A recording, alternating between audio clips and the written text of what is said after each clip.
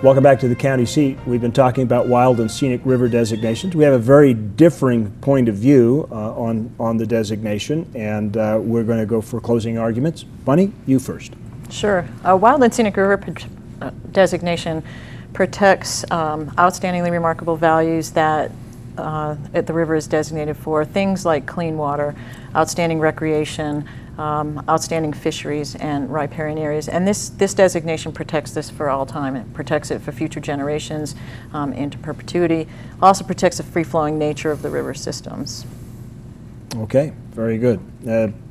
And that is indeed the value that you see needs to be protected.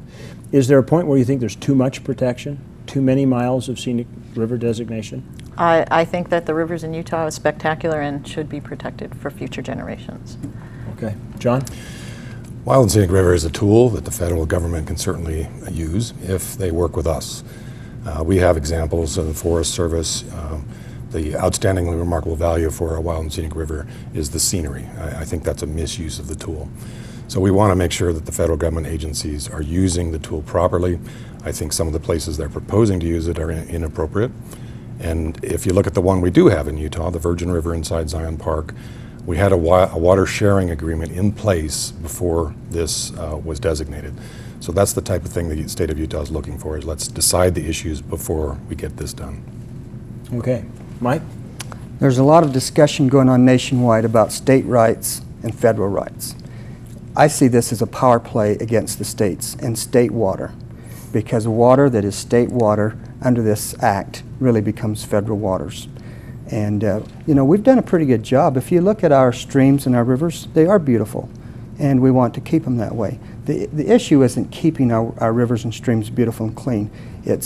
I see it as being over-regulation and taking away water rights and taking away our sovereignty. Wow. That was a quick summary. I've never gone through a final 3-minute segment and had like 45 seconds left over. Anybody got any closing arguments, any rebuttals or anything like that? It's going to be really quiet, isn't it? It's a long issue. We've been working on it a long time with our federal agencies, and it's very, very, very important. I've been a little impassioned here because of that. It's important to pay attention to. Do you think there's a solution to it, short of the designation or a modification of it? Do you think? Well, I think if we spend enough time with it, you can solve some of the issues, but you have to spend a fair amount of time talking about the actual use of water, and the state of Utah is very, very, very interested in that. I have a great solution, and it's scrap the idea. And that's a good one to end the point on. Thank you for joining us on the county seat. We'll be back next week right here, Sunday mornings at 8 o'clock on ABC4. We'll look for you then.